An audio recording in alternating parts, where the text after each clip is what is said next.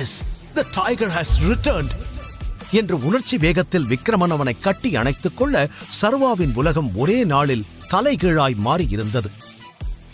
போட்டோவில் சிரித்தபடி இருந்த தன் அப்பாவையே பார்த்தபடி கண் கலங்கி நின்றான். தன் நிலையை எண்ணி பார்த்தான். நேற்று வரை அவன் பாக்கெட்டில் 100 ரூபாய்தான் அதிகபட்சமாகவே இருந்தது. ஆனால் இன்று அவன் பல 1000 கோடி மதிப்புள்ள கம்பெனியின் ஓனர். சர்வா தன் அப்பாவின் மரணத்திற்கு காரணமான ராணாவை எப்படி பழிவாங்கப் போகிறான்? அந்த நிமிடம் அவன் தன்னை கண்ட்ரோல் செய்து கொண்டதால் நிதானத்திற்கு வந்தான். ஆமா, நீங்க எவ்வளவு பெரிய ஆளு, உங்களால ஏன் என்ன கண்டுபிடிக்கவே முடியல? நீங்க கொஞ்சம் முயற்சி பண்ணியிருந்தா எப்பவோ என்ன கண்டுபிடிச்சிருக்கலாமே என்று சர்வா விக்ரமனிடம் சூசகமாக கேட்டான். என்ன டைகர் இப்படியெல்லாம் கேட்கிற? உன்னை நாங்க தேடாத நாளே இல்ல. உன்னோட சின்ன வயசு போட்டோ மட்டும்தான் என்கிட்ட இருந்துச்சு. அதை வச்சு உன்னை கண்டுபிடிக்க எவ்வளவோ ட்ரை பண்ணோம், ஆனா முடியல. பரவாயில்ல, இப்ப நீ வரவேண்டிய இடத்துக்கு சரியா வந்துட்ட. நீ உயிரோட இருக்கேன்னு தெரிஞ்சா சூர்யாவும் மத்த டீம் மெம்பர்ஸும் ரொம்ப சந்தோஷப்படுவாங்க என்று விக்ரமன் ஆசையோடு கூற, சூர்யாவின் பெயரை கேட்டதும் சர்வாவின் முகம் இறுகி போனது. ராணா என் அப்பாவை கொன்னாங்கிறது இவங்க யாருக்குமே தெரியாது போல. அதனாலதான் அவர் பையன் சூர்யாவை தலைவனா இருக்க விட்டுருக்காங்க. இதை இன்னும் டீடைலா தெரிஞ்சுக்கணுமே என்று யோசனை செய்தான் சர்வா. அப்போது அவன் முன்னால் அந்த செக்கை நீட்டினார் விக்ரமன். அதில் 50 கோடி என்று எழுதப்பட்டிருந்தது.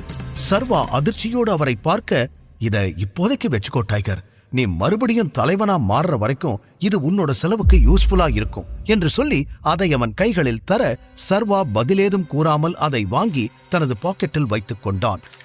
நிமிடங்களில் தலைகீழாய் மாறிப்போன தனது வாழ்க்கையை அவனாலேயே நம்ப முடியவில்லை. அப்புறம் டைகர், ஒரு முக்கியமான விஷயம், நீ ஹவுஸ் ஆஃப் டைகர்ஸ்க்கு பாஸ் ஆகிற வரைக்கும் உன்னோட ஒரிஜினல் ஐடென்டிட்டி யாருக்குமே தெரிய வேண்டாம். நீ இப்ப எப்படி இருக்கியோ அதே மாதிரியே மெயின்டைன் பண்ணு. நேரம் வரும்போது எல்லாருக்கும் சொல்லலாம் என்று இறுதியாக அவர் கூற, சர்வா சரி என்று தலையாட்டினான். வெளியில் பலர் பல யோசனைகளுடன் இருக்க, வேதிகாதான் இவனை எதுக்காக அங்கிள் கூட்டிட்டு போனாரு, இவனுக்கும் அவருக்கும் என்ன சம்பந்தம் என்று சந்தேகத்தோடு நின்று கொண்டிருந்தாள். அப்போது அவளிடம் வந்த ஆகாஷ், என்ன உன் கூட வந்தவனை பத்தி யோசிச்சுக்கிட்டு இருக்கியா? அவனை விக்ரமன் சார் உள்ள கூட்டிட்டு போய் நல்லா அடி வெளுத்துட்டு இருப்பாருன்னு நினைக்கிறேன் என்று கூறி முடிக்க, உடனே தீரஜும் தன் பங்கிற்கு, சரியா சொன்ன ஆகாஷ், அதுக்குதான் தகுதி தராதரம் தெரிஞ்சு பழகணும்னு சொல்றது. இப்ப பாரு, பாவம் அவன் அல்பாயுசுல சாக போறான் என்று நக்கலாக கூறினான். ஏற்கனவே குழப்பத்தில் இருந்த வேதிகாவிற்கு அவர்கள் பேச பேச பயம் இன்னும் அதிகமானது. இவர்கள் இவ்வாறு பேசிக் கொண்டிருக்கும் போது சர்வா மற்றும் விக்ரமன் இருவரும் கெத்தாக வெளியே வந்தனர். ஏதோ தப்பா இருக்கே என்று தீரஜ் யோசனை செய்த நேரம், அட்டென்ஷன் எவ்ரிவான் என்று கூட்டத்தின் கவனத்தை தன் பக்கம் திருப்பினார் விக்ரமன். மீட் சர்வா, ஐ மீன் சர்வேஸ்வரன், என் ஃப்ரெண்டோட என உற்சாகமாய் ஆரம்பித்தவர் தடுமாறிவிட்டு, என்னோட எக்ஸ் டிரைவரோட ஒரே பையன், ரொம்ப ரொம்ப டேலண்டட் என அங்கிருந்த அனைவருக்கும் இன்ட்ரோடியூஸ் செய்து வைத்தார். அதற்கு மேல் எந்த டீடைல்ஸும் சொல்லாதவர், எல்லாரும் பார்ட்டியை என்ஜாய் பண்ணுங்க என்று பார்ட்டியை கவனிக்க ஆரம்பித்தார். ஒரு டிரைவர் பையனுக்கு எதுக்கு இவ்ளோ இம்பார்ட்டன்ஸ்? என்னவோ பெரிய ஆளை இன்ட்ரோடியூஸ் பண்ற மாதிரி சொல்லிட்டு போறாரு என்று ஆகாஷ் கேட்க, தீரஜுக்கும் கூட அதே சந்தேகம் இருந்தது. உன்னை உள்ள கூட்டிட்டு போய் விக்ரமன் சார் என்ன பேசினாரு என்று கேட்டபடி அருகில் வந்தான் ஆகாஷ். அவனை நிமிர்ந்து பார்த்த சர்வா, உன்ன மாதிரி லூசு பையன் எவனாவது வந்து கேள்வி கேட்டா பதில் சொல்லாதேன்னு சொல்றதுக்காக தான் கூட்டிட்டு போனாரு என்று பட்டென கூறினான். அதில் கடுப்பாகிய ஆகாஷ், இந்த திமிருக்கு ஒன்னும் குறைச்சல் இல்ல, கண்டிப்பா ஒரு நாள் நீ அனுபவிப்படா என்று கூறிவிட்டு அங்கிருந்து நகர, சர்வா அதையெல்லாம் மதிக்கவே இல்லை.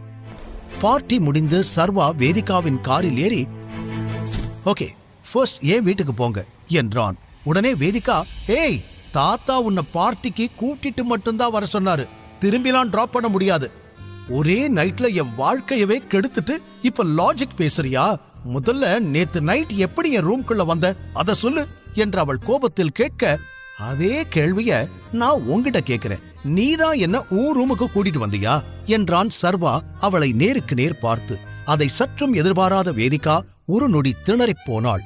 பின் சமாளித்துக் கொண்டவள், பண்றதெல்லாம் பண்ணிட்டு என்னையவே கேள்வி கேட்கிறியா? உன்கிட்ட பேசுறதுக்கெல்லாம் எனக்கு டைம் இல்ல, நீ உன் வீட்டுக்கு போ, நான் ஏன் வீட்டுக்கு போறேன். பின் சிறிது நேரத்தில் அவள் இறக்கிவிட்டு சென்றுவிட, வெறுமையான தன் ஹவுசிங் போர்டு அறையை பார்த்தவன் மனதிற்குள் சொல்ல முடியா பல எண்ணங்கள் ஓடியது. அடுத்த நாளும் வழக்கம் போல கனவு கண்டு தூக்கத்தில் அடித்து பிடித்து எழுந்தான் சர்வா. அப்போது அவனுக்கு ஒரு அழைப்பு வந்தது. நான் அதிகமான், வேதிகாவோட தாத்தா பேசுறேன். நீ இன்னும் 1 hourல ரெஜிஸ்டர் ஆபீஸ்ல இருக்கணும், புரியுதா? நீ வரல, உன்னை எப்படி வர வைக்கணும்னு எனக்கு தெரியும் என்று கோபமாக சொல்லி அழைப்பை துண்டித்தார்.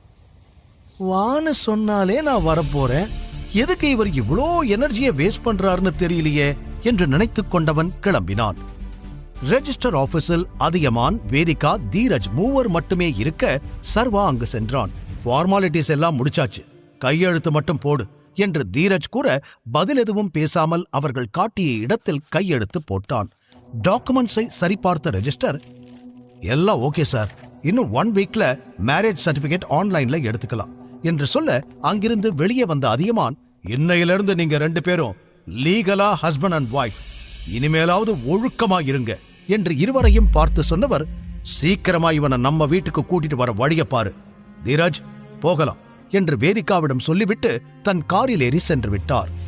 அவனை திரும்பி ஒரு லுக் விட்ட வேதிகாவும் எதுவும் சொல்லாமல் அங்கிருந்து கிளம்பிவிட, என்னடா நடக்குதுங்க, மஞ்சள் தண்ணி ஊத்தி ஆட்ட வெட்டுற மாதிரி வர சொன்னாங்க, கையெழுத்து போட சொன்னாங்க, கல்யாணம் முடிஞ்சிடுச்சுன்னு எல்லாரும் கிளம்பி போயிட்டாங்க என்று தனக்குள் புலம்பியவன் அங்கிருந்து கிளம்பினான். பின் அடுத்த அரை மணி நேரத்தில் தான் டெலிவரி பாயாக வேலை செய்யும் ஆபீஸுக்கு வந்து சேர்ந்தான். அவன் காரிடாரில் நடந்து கொண்டிருந்த நேரம், ஹலோ பிஸி டெலிவரி பாய் என்று பின்னாலிருந்து ஹரீஷ் கத்தும் சத்தம் கேட்டது. ஹரீஷும் அவனோடுதான் வேலை செய்கிறான். என்ன விஷயம்னு சொல்லு என்று பேச்சை கத்தரித்தான் சர்வா. பாஸ் உன்னை கூப்பிடுறாரு, நேத்து இன்ஃபார்ம் பண்ணாம வேலைக்கு லீவ் போட்டுட்ட, அப்புறம் இன்னைக்கும் லேட்டு என்று சொல்ல தன் பாஸின் கேபினுக்கு சென்ற சர்வா, குட் மார்னிங் சார் என்று சொல்ல, இந்த ஒண்ணுதான் குறைச்சல், நேத்து எதுக்கு லீவ் போட்ட என்று கத்த, சார் மாசத்துக்கு ஒரு தடவை கேஷுவல் லீவ் எடுக்கலாம் இல்ல என்றான் சர்வா நியாயமாகவே. வாய மூடு, இது என்ன உன் அப்பனோட கம்பெனியா என்றவர் எகிற, சர்வா அவரை தீயாய் பார்த்தான். என்ன முறைக்கிற, இப்பவே இடத்த காலி பண்ணு, இனிமே உனக்கு இங்க வேலை கிடையாது என்று சொல்ல, எப்படியும் தனக்கு இந்த நிலைமை வரும் என்றவன் ஏற்கனவே யூகித்து வைத்திருந்தான். ஆகாஷுக்கு அவனுடைய பாஸை நன்றாகவே தெரியும், அதனால்தான் தன் வேலை போகிறது என்று புரிந்து கொண்டவன், சரி நான் போறேன், ஆனா அதுக்கு முன்னாடி இந்த மாசம் நான் பார்த்த வேலைக்கான சம்பளத்தை கொடுங்க என்று கேட்க அவன் பாஸ் மேலும் கோபமாகி, அப்படியா, அப்ப கொஞ்ச நேரம் பொறு, உன் சம்பளத்தை இப்பவே கொடுத்துடுற என்று அழுத்தி கூறியவர் அங்கிருந்த பெல்லை தட்ட, அடுத்த நிமிடம் உள்ளுக்குள் தடிதடியாக 4 பவுன்சர்கள் வந்தார்கள். இவனை கழுத்த பிடிச்சு வெளியே தள்ளுங்க என்று கத்தினார். அடுத்த சில நொடிகளில் அங்கு ஒரு ஆக்ஷன் அதகளமே அரங்கேறியது. அவனது ஒவ்வொரு அடியிலும் அலறல் சத்தம் எதிரொலித்தது. கையிலிருந்த ரத்தத்தை உதறிய சர்வா, என்னோட சம்பளம் என நேராக பாஸிடம் கையை நீட்ட, அவரோ வேர்த்து போய் டிராயரில் வைத்திருந்த 25,000 ரூபாய் பணத்தை எடுத்து தர சர்வா வெடுக்கென்று புடுங்கிக் கொண்டான். இத முன்னமே பண்ணிருக்கலாம் இல்ல என்று சொல்லிவிட்டு சர்வா வெளியே செல்லும் முன் மீண்டும் பாஸை பார்த்து, இன்னொரு தடவை என் அப்பாவை பத்தி பேசுன, உன்னை உயிரோட குழி தோண்டி புதைச்சிடுவேன் என்று மிரட்ட, இதுவரை சர்வாவின் கோபத்தை பார்த்திராத பாஸ் மிரண்டு போனார். பின் சர்வா வெளியே வர திடீரென்று அவனுக்கு ஒரு அன்னோன் நம்பரிலிருந்து கால் வந்தது. ஹலோ யாரு என்றவன் விசாரிக்க, அந்த பக்கம் விக்ரமன் தான் பேசினார். டைகர், இன்னைக்கு ஒரு முக்கியமான ஆள் கிட்ட உன்னை நான் அறிமுகப்படுத்த போறேன். நம்ம மாஃபியா வேர்ல்டுல அவருக்குன்னு ஒரு பெரிய நேம் இருக்கு. உன்னோட அப்பா, நான், அவரெல்லாம் அந்த காலத்துல இருந்தே நல்ல பழக்கம். அவரோட பேரு கரிகாலன் என்று சொல்ல, சர்வாவோ கரிகாலனின் பெயரை கேட்டவுடன் தனி யோசனையில் நின்று விட்டான். சென்னையில் கரிகாலன் என்ற பெயரை கேட்டாலே பயத்தில் ஒரு மரியாதை வந்து தானாக ஒட்டிக்கொள்ளும். அந்த அளவிற்கு அவருக்கென்று ஒரு இமேஜ் அனைவர் மனதிலும் இருக்கிறது. எனவே அப்படிப்பட்ட பெரிய மனிதரை தான் சந்திக்கப் போகிறோம் என்று யோசித்த பொழுதே சர்வாவுக்கு பின்னந்தலை சிலிர்த்தது. இன்னொரு பக்கம் அதே கரிகாலனுக்குத்தான் வருங்காலத்தில் தான் லீடராக போகிறோம் என்ற எண்ணமே அவன் இரத்த ஓட்டத்தை அதிகமாக்கியது. விக்ரமன் உண்மையிலேயே சர்வாவை ஹவுஸ் ஆஃப் டைகர்ஸுக்கு தலைவனாக்க விரும்புகிறாரா, இல்லை இது சர்வாவை சுற்றி விரிக்கப்படும் சூழ்ச்சி வலையா? சென்னையில் கரிகாலன் என்ற பெயரை கேட்டாலே பயத்தில் ஒரு மரியாதை வந்து தானாக ஒட்டிக்கொள்ளும். அந்த அளவிற்கு அவருக்கென்று ஒரு இமேஜ் அனைவர் மனதிலும் இருக்கிறது. எனவே அப்படிப்பட்ட பெரிய மனிதரை தான் சந்திக்கப் போகிறோம் என்று யோசித்த பொழுதே சர்வாவுக்கு பின்னந்தலை சிலிர்த்தது. இன்னொரு பக்கம் அதே கரிகாலனுக்குத்தான் வருங்காலத்தில் தான் லீடராக போகிறோம் என்ற எண்ணமே அவன் இரத்த ஓட்டத்தை அதிகமாக்கியது. அந்த இடத்திற்கு வந்ததும் ஹோட்டல் விஸ்தாராவின் பிரம்மாண்டத்தில் ஒரு நொடி ஆடிப்போனான். அவசியம் இங்க போய் கரிகாலனை மீட் பண்ணியே ஆகணுமா என்று மீண்டும் அதே சந்தேகம் வந்தது. நில்லு, யார் நீ என்று செக்யூரிட்டி தடுத்தார். உள்ள போறேன், ஏன் கேக்குறீங்க? நீ எல்லாம் இங்க வரக்கூடாது, இங்கிருந்து போ, இது பெரிய பெரிய ஆளுக வர இடம் என்று சர்வாவின் உடையை பார்த்து எரிச்சலுடன் சொன்னார். அதில் கடுப்பான சர்வா, என்ன சொல்றீங்க, எதுக்காக என்ன உள்ள விட மாட்டீங்க என்று மீண்டும் கேட்டான். என்ன நீ, அதான் சொல்றல, தேவையில்லாம இங்க நின்னு சீன் போடாம கிளம்பி போ என்று அவனை விரட்டுவதிலேயே குறியாக இருந்தார். நீங்க என்ன 5 நிமிஷத்துக்கு முன்னாடி பார்த்திருப்பீங்களா? உடனே என்ன பத்தி எல்லாமே தெரிஞ்ச மாதிரி என்ன வெளியே போன்னு சொல்றீங்க. நான் இங்க முக்கியமான ஒருத்தரை மீட் பண்றதுக்காக வந்திருக்கேன், உள்ள போய் ஆகணும் என்று சர்வா பொறுமையுடன் கூற, உன்னை பார்த்தாலே தெரியுது நீ ஒரு லோ கிளாஸ் பையன்னு. உன்னெல்லாம் உள்ள விட்டுட்டு என் வேலைக்கு ஆப்பு வச்சுக்க முடியாது, ஒழுங்கா இங்கிருந்து போயிடு, இல்ல அவ்வளவுதான் என்று அவர் பேசிக்கொண்டே போக சர்வாவிற்கு ரத்தம் கொதித்தது. தன்னை கட்டுப்படுத்திக் கொண்டவன் விக்ரமனுக்கு போன் செய்தான். என்ன டைகர், ஹோட்டலுக்கு வந்துட்டியா என்று அவர் கேட்க, வந்துட்டேன், ஆனா இந்த செக்யூரிட்டி என்ன உள்ள விட மாட்டேன்னு சொல்றாரு. நீங்க எந்த டேபிள் புக் பண்ணிருக்கீங்க, கொஞ்சம் சொல்ல முடியுமா என்று சர்வா கேட்க, டேபிளா, இந்த ஹோட்டலே என்னோடதுதான் சர்வா, நீ முதல்ல உள்ள போ, மத்ததெல்லாம் நான் பாத்துக்கிறேன். இட்ஸ் ஓகே அங்கிள், நீங்க வாங்க, நான் வெயிட் பண்றேன் என்று கூறிய சர்வா போனை கட் செய்துவிட்டு மீண்டும் செக்யூரிட்டியை பார்த்தான். அப்போது, ஏய் இங்க பாரு வைஷு, உன்னோட எக்ஸ் பாய் ஃப்ரெண்ட் நின்னுகிட்டு இருக்கான் என்று ஒரு குரல் கேட்க பின்னால் திரும்பி பார்த்தான் சர்வா. வைஷ்ணவி, ஆகாஷ் மற்றும் சில ஃப்ரெண்ட்ஸ் கூட்டம் அங்கே வந்து நின்றது. ஏய், அவன் என்னோட பாய் ஃப்ரெண்ட்னு சொல்லாதேன்னு எத்தனை தடவை சொல்றது, இன்னொரு டைம் அப்படி சொன்ன அவ்வளவுதான், என் இமேஜே போயிடும் போல என்று ஏதோ சர்வாவால் தான் அசிங்கப்பட்டது போல வெகுவாய் முகத்தை சுளித்துக் கொண்டாள் வைஷ்ணவி. ஆமா, என்ன பாய் ஃப்ரெண்டுன்னு சொன்னா உனக்கு அசிங்கமா தான் இருக்கும், ஏன்னா நான் எப்பவும் ஒரே மாதிரி உண்மையா இருக்கிறவன். ஆனா நீ அப்படி இல்லையே, காசு இருக்கிறவனை எல்லாம் பாய் ஃப்ரெண்டா மாத்திப்ப, நீ எல்லாம் அசிங்கப்படலாம், தப்பில்ல என்று சர்வா சற்று அசராமல் பதில் கூற வைஷ்ணவி அவமானத்தில் பல்லை கடித்தாள். அது சரி, நீ இங்க என்ன பண்ணிக்கிட்டு இருக்க? ஹோட்டல்ல வெறிக்க பாத்துக்கிட்டு இருக்க போல, யாரும் உள்ள விடலையோ என்று ஆகாஷ் கேலியாக கேட்டான். விக்ரமன் சார் என்ன வர சொன்னாரு, அதான் வந்தேன் என்று ஒற்றை வரியில் பதில் கூறினான் சர்வா. ஒரு பிளாக் கலர் ஆடி கார் சீறி பாய்ந்து அங்கு வந்து நின்றது. அனைவரது பார்வையும் காரின் பக்கம் திரும்பியது. காரிலிருந்து மிடுக்காக விக்ரமன் இறங்கியதும், இங்க என்ன நடக்குது என்று கேட்க அவருக்கு சல்யூட் அடித்த செக்யூரிட்டி, சார் இந்த பையன் பிரச்சனை பண்ணிக்கிட்டு இருக்கான், என்ன சொன்னாலும் போக மாட்டான், ஒரு நிமிஷம் சார், இவனை இப்பவே வெளியே விரட்டிடுறேன் என்று சர்வாவின் சட்டை மீது மீண்டும் கை வைத்து தள்ள முயற்சித்தார். ஏய், யார பத்தி என்ன பேசிக்கிட்டு இருக்க என்று விக்ரமன் கண்கள் சிவக்க கத்தியவர் கோபமாக செக்யூரிட்டியை முறைத்தார். முதல்ல யாரு என்னன்னு தெரிஞ்சுக்கிட்டு மரியாதையா பேசு, அவர் என்னோட கெஸ்ட், இப்படித்தான் அவரை ட்ரீட் பண்ணுவியா? இதுக்கு மேல ஒரு நிமிஷம் கூட நீ இங்க வேலை பார்க்க கூடாது, அவுட், போ வெளியே, என் கண்ணு முன்னாடி வந்த உன்னை கொன்னுடுவேன் என்று விக்ரமன் கோபமாக கத்த அனைவரும் நடப்பதை நம்ப முடியாத அதிர்ச்சியோடு பார்த்தனர். சரி வா, நாம உள்ள போலாம் என்று அவனை தட்டி கொடுத்து அவனோடு சேர்ந்து விக்ரமன் நடக்க ஆரம்பிக்க, என்னடா நடக்குதுங்க, இவனுக்கு இவ்வளோ மரியாதையா என்பது போல வைஷ்ணவி, ஆகாஷ் கூட்டம் பேய் அறைந்தது போல் நின்று கொண்டிருந்தது. அடுத்த சில நிமிடங்களில் பிரைவேட் லிப்ட் ஓபன் ஆக கேங்ஸ்டர் கரிகாலன் தன் பாடிகார்ட்ஸுடன் உள்ளே வந்தார். அவர் கையசைக்க பாடிகார்ட்ஸ் வெளியேறினர்.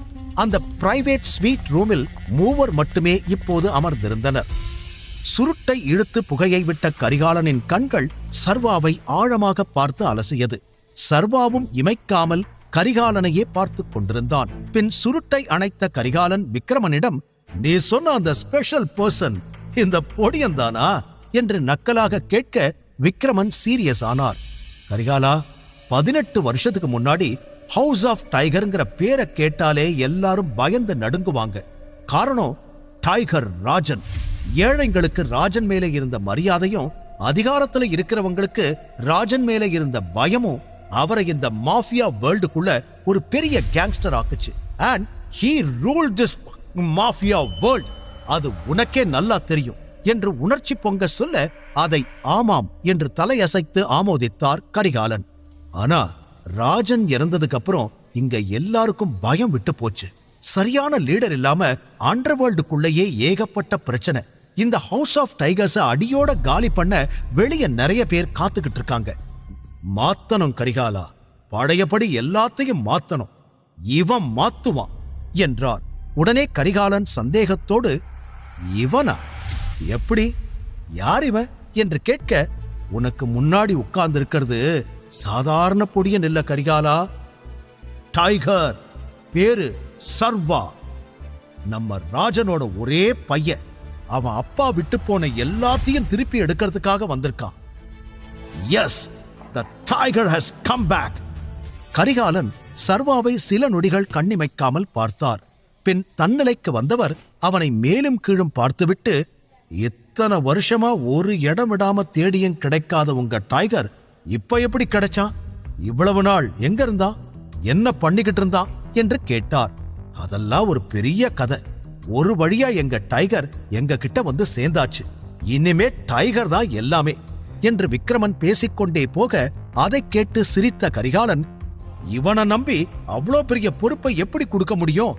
அதான் நான் வேண்டான்னு சொல்றேன் என்று நம்பிக்கை இல்லாமல் தலையாட்டிய கரிகாலன், எனக்கு இது சரியா வரும்னு தோணல என்று பட்டென கூறிவிட்டார். நோ, டைகர் கிட்ட இப்படியெல்லாம் பேசக்கூடாது கரிகாலன், பார்த்து பேசு, இல்லனா விளைவுகள் மோசமாயிருக்கும் என்று விக்ரமன் உடனே கூற, இங்க பாரு, இப்ப கூட அவனுக்காக நீதான் ரோசப்பட்டு பேசிக்கிட்டு இருக்க. அவன் எதுவும் பேசலையே. ராஜனோட பிளட்டா இருந்திருந்தா இந்நேரம் நான் பேசினதுக்கு என் பல்லு எகிரி இருக்கும் என்று மீண்டும் சர்வாவை ஆழமாக பார்த்தார் கரிகாலன். அது சர்வாவின் தன்மானத்தை சீண்டியது. அவன் கண்களில் சட்டென கோபம் தெரித்தது. ஆனாலும் தன்னை கண்ட்ரோல் செய்து கொண்டவன், இங்க பாருங்க, வெறும் பஞ்ச் டயலாக் பேசுறவன் மட்டும் ஹீரோ கிடையாது. நீங்க நிறைய சினிமா பார்த்து கெட்டு போயிருக்கீங்க. அதான் என்ன பார்த்தா உங்களால டைகர்னு நம்ப முடியல. எப்ப எதை செய்யணும், யார்கிட்ட என்ன பேசணும்னு எனக்கு தெரியும். நான் தான் டைகர். என்னுடைய இடத்தை திரும்ப எடுக்கிறதுக்காகத்தான் நான் இங்க வந்திருக்கேன். அதை எப்படி எடுக்கணும்னு எனக்கு தெரியும் என்று அழுத்தமாக கூறினான் சர்வா. அவனது தன்னம்பிக்கையும் தைரியத்தையும் கவனித்த கரிகாலன் எழுந்து நின்றார். அப்போ நீதான் டைகர், கரெக்டா? இங்க பாரு, நீன்னு இல்ல, இந்த பட்டத்தை தேடி யார் வந்திருந்தாலும் நான் இதைத்தான் பேசியிருப்பேன். இவ்வளவு வருஷம் நீ எங்க இருந்தேன்னு தெரியல. திடீர்னு ஒரு நாள் நான் தான் உங்க டைகர், திரும்ப வந்துட்டேன் அப்படின்னு சொன்னா எல்லாத்தையும் உன்கிட்ட ஒப்படைச்சிட்டு உன் பின்னாடி எங்களால வந்துட முடியாது. அதுக்கு நீ தகுதியான ஆளான்னு நாங்க தெரிஞ்சுக்கணும். நீதான் அதை நிரூபிக்கணும் என்று கரிகாலன் சொன்னதும் அவர் தன்னிடம் ஏதோ எதிர்பார்க்கிறார் என்பதை சர்வா புரிந்து கொண்டான். சரி, நான் என்ன பண்ணணும் என்று பேச்சை வளர்க்காமல் நேருக்கு நேர் கேட்டான். உன்னை பத்தி ஆல்ரெடி விக்ரமன் நிறைய பெருமை பேசிட்டான். ஆனா என்னாலதான் உன்னை டைகர்னு அக்செப்ட் பண்ணிக்க முடியல. சோ உனக்கு ஒரு சேலஞ்ச் கொடுக்கலான்னு இருக்கேன் என்று கரிகாலன் சொன்னதும் விக்ரமன் திகைத்தார். நாம 2 பேரும் ஒரு ஃபைட் வச்சுக்கலாம். நீ தோத்து போயிட்டா குடுக்கிற பணத்தை வாங்கிட்டு இதோட இங்கிருந்து போயிடணும். திரும்ப வரவே கூடாது. ஒருவேளை ஜெயிச்சா நீ என்ன சொன்னாலும் கேட்க நான் தயார் என்று தெளிவாக கூறினார். சர்வா சில நொடிகள் யோசித்தான். விக்ரமனுக்கு இது எதுவும் சரியாக படவில்லை. சர்வாவை மட்டுமே பார்த்து கொண்டிருக்க அவனும் சிறிய புன்னகையோடு, எப்ப சண்டை போட போறோம் என்று கேட்டான். சர்வாவின் தைரியத்தைக் கண்டு கரிகாலன் முகத்தில் ஒரு மர்ம சிரிப்பு தோன்றியது. எப்போ எங்கன்னு தானே தெரிஞ்சுக்கணும், இப்பவே சொல்றேன். ஆனா அப்புறம் பயந்து ஓடிடக்கூடாது என்றதும் சர்வாவோ கொஞ்சம் கூட அசராமல் எழுந்து நின்று நேருக்கு நேராக கரிகாலனை பார்த்து கம்பீரமாக புன்னகை செய்தான். முழு கதையையும் கேட்டு மகிழ பாக்கெட் FM ஆப்பை டவுன்லோட் செய்யுங்கள். லிங்க் டிஸ்கிரிப்ஷனில் கொடுக்கப்பட்டுள்ளது.